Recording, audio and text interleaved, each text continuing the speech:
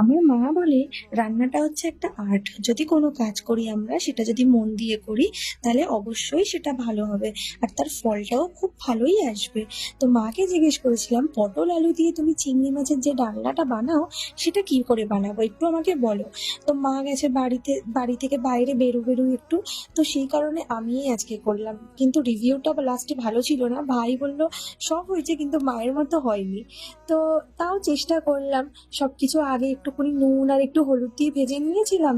তারপর আদা, রসুন, জিরে, ধনে, কাঁচা লঙ্কা একসাথে মিক্সিতে বেটে নিয়েছিলাম। আমার মা থাকলে কিন্তু এটা শিলেই বাটতো আর কাঁচা লঙ্কার জায়গায় শুকনো লঙ্কা দিত।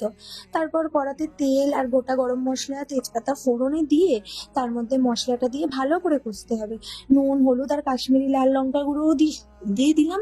এবার দিয়ে দিলাম যে মিক্সি ধোয়া জলটা, দিয়ে ভালো করে কষাতে হবে যতক্ষণ না তেল ছেড়ে উঠবে। তারপরে আগে থেকে ভাজা পটল, আলু আর চিংড়ি মাছটা দিয়ে জল দিয়ে মিনিট 15 রেখে দিতে হবে। যখন দেখবো আলুটা সিদ্ধ হয়ে গেছে তখন আমরা ওপর থেকে একটু চিনি, একটু ঘি আর ওপর থেকে একটু গুঁড়ো গরম মশলা দিয়ে দেবো, শাহি গরম মশলাটা।